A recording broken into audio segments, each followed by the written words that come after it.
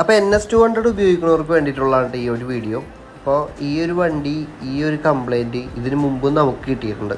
പക്ഷേ വണ്ടിയുടെ നെയിം മാത്രം ചെറിയൊരു ചേഞ്ച് ഉള്ളൂ. എൻജിനൊക്കെ ഓൾമോസ്റ്റ് സെയിം ആണ്. RS200 എനിക്ക് നേരത്തെ കിട്ടിയ ഒരു കംപ്ലൈൻറ്റ് ഇപ്പോൾ NS200 കിട്ടിയിട്ടുണ്ട് കേട്ടോ. ഇതാണ് റോക്രാം നീഡിൽ പൊട്ടിപ്പോകൽ, അതായത് റോക്രാം കംപ്ലൈൻ്റ് ആയി പോവാന്ന് പറയും. അപ്പോൾ ഈ RSലും ഈ NSലും ഈ കംപ്ലൈൻറ്റ് സംഭവിച്ച രണ്ട് വണ്ടിയിലും ഏകദേശം കിലോമീറ്റർ ഏകദേശമൊക്കെ സാമ്യമുള്ളതായിരുന്നു. ഒരു 15K അടുത്ത് വന്നിട്ടുണ്ടായിരുന്നു. അതുപോലെ തന്നെ ഇങ്ങനെ ഒരു ഇഷ്യൂ വന്നു കഴിഞ്ഞാൽ നിങ്ങൾ ഇതിൻ്റെ ഓയിൽ പ്രഷർ ഒന്ന് ചെക്ക് ചെയ്തിട്ട് വേണം തിരിച്ച് സെറ്റ് ചെയ്യാനായിട്ട്. അതുമാത്രമല്ല, ഈ പൊട്ടി താഴേക്ക് എഞ്ചിൻ്റെ ഉള്ളിലേക്ക് പോയ പാർട്ടിക്കിൾസൊക്കെ മാക്സിമം റിമൂവ് ചെയ്യാനായിട്ട് ശ്രദ്ധിക്കുക. അല്ലെങ്കിൽ ഈ പാർട്ടിക്കിൾസ് വേറെ ഏതെങ്കിലും റൊട്ടേഷൻ പാർട്സിൽ വന്ന് ജാമായി അതും ഡാമേജ് ആയി പോകാനുള്ള സാധ്യതയുണ്ട്. എനിക്കിതിന് മുമ്പ് ഒരു കംപ്ലൈൻറ്റ് കിട്ടിയത് അങ്ങനെ വന്നിട്ടുണ്ടായിരുന്നു.